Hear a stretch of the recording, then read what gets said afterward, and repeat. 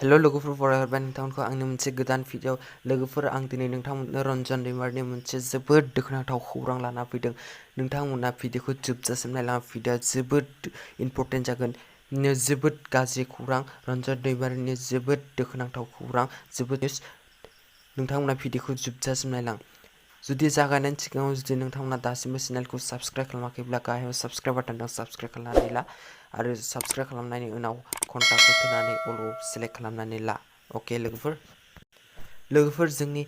एनडिपिनि बारग' आफादगिरि रन्जन दैमारिनि देहायाव दिनै कभिड-19 पजिटिभ मोननो हादों कर'ना भाइरास पजिटिभ मोननो हादों सेन्ट्रेल जेलनि सा सुबुंनाव दिनै पजिटिभ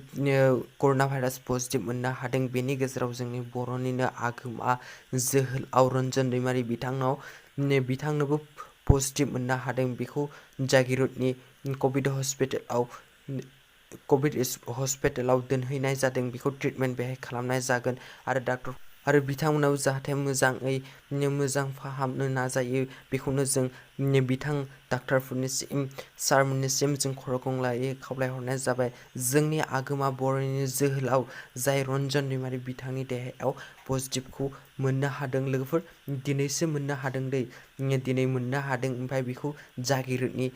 हस्पिटालाव कभिड हस्पिटालाव बेखौ ट्रिटमेन्ट खालामनो दोनहैनाय जादों बेखौ बेहाय मोजाङै जाहाथे डाक्टारफ्रा बयबो मोजाङै जोथोन लायो जों बिथांमोनखौ खावलायो लोगोफोर खनसेबाव रिपिट जोंनि बर'निनो आगोमा जोबोद दुखुनांथाव जोंनि बर'निनो आगोमा जोहोलाव रन्जन दैमारिनि देहायाव पजिटिभ मोननो हादों जोबोद दुखुनांथाव लोगो आसा खालामो जों बयबो गसाइनाव आरज गाबो जों बयबो थाबैनो बिथाङा मोजां जायो बे कभिड-19 निफ्राय लोगोफोर भिडिअ बेसिममोन गोजोन्थों।